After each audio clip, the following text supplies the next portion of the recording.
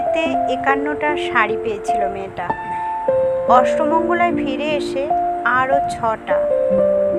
এত শাড়ি একসঙ্গে সে জীবনে দেখেনি।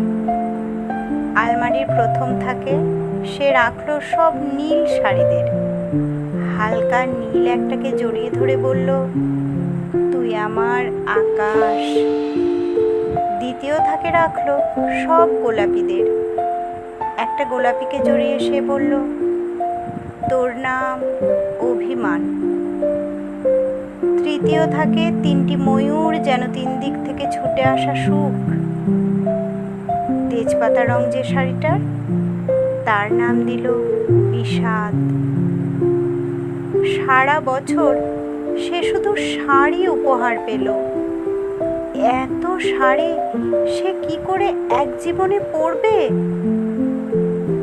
কিন্তু বছর যেতে না যেতেই ঘটে গেল সেই ঘটনাটা। সন্ধ্যের মুখে মেয়েটি বেরিয়েছিল স্বামীর সঙ্গে চাইনিজ খেতে। কাপড়ে মুখ বাঁধা 3টি ছেলে এসে দাঁড়ালো। স্বামীর তলপেটে ঢুকে গেল 12 ইঞ্চি। ওপর থেকে নিচে নিচে নেমে ডান দিকে যাকে বলে এল। পড়ে রইল খাবার। চিলি ফিশ থেকে তখনও ধোঁয়া উঠছে। এর নাম রাজনীতি, বলেছিল পাড়ার লোকেরা। বিয়েতে 51টা শাড়ি পেয়েছিল মেয়েটা। অষ্টমঙ্গলায় ফিরে এসে আরও 6টা।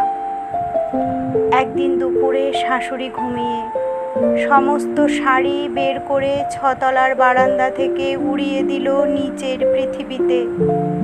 শাশুড়ি পরিয়ে দিয়েছেন তাকে সাদা থান। 19 বছরের একটা মেয়ে, সে একা। কিন্তু সেই থানও এক ঝটকায় খুলে নিল 3জন পাড়ার মোড়ে। একটি সদ্য নগ্ন বিধবা মেয়ে দৌড়াচ্ছে আর চিৎকার করছে, বাঁচাও বাঁচাও বাঁচাও। পেছনে 3জন। সে কি উল্লাস! নির্বাক পাড়ার লোকেরা। বিয়েতে 51টা শাড়ি পেয়েছিল মেয়েটা। অষ্টমঙ্গলায় ফিরে এসে আরও 6টা।